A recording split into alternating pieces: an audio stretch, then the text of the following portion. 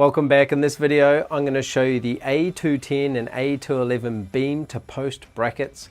These brackets are designed for the A194 post, so that is our 4x4 inch post, or 90mm by 90mm.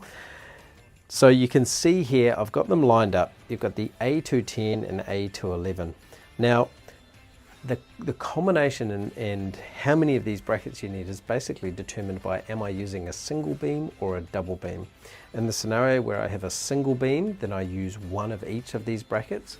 In the scenario where I have a double beam, then I only need two of the A210 brackets. So I'm just going to show you how this goes together. So let's take a look at this mock-up. I've got the A210 bracket here.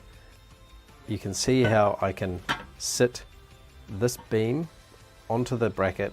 The profiles of the bracket fit perfectly into the channel.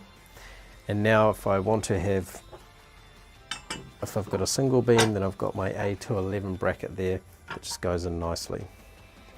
Let's now look at a double beam scenario. So I don't need the A211 bracket, I need two of the A10 brackets. So I've got A10 bracket here, you can imagine I flip it around and I've got another one on this side, so that's now my double beam. Refer to the installation guide for the best practice on the step-by-step process of how to set your posts up, cut them to height and get the brackets all sitting nicely.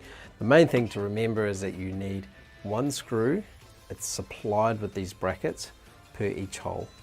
So these are a bracing element, hence why they look so big and chunky. So they give a bracing to the deck to stop it from going this way and also this way.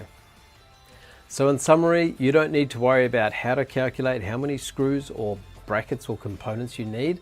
The deck planner will calculate it for you.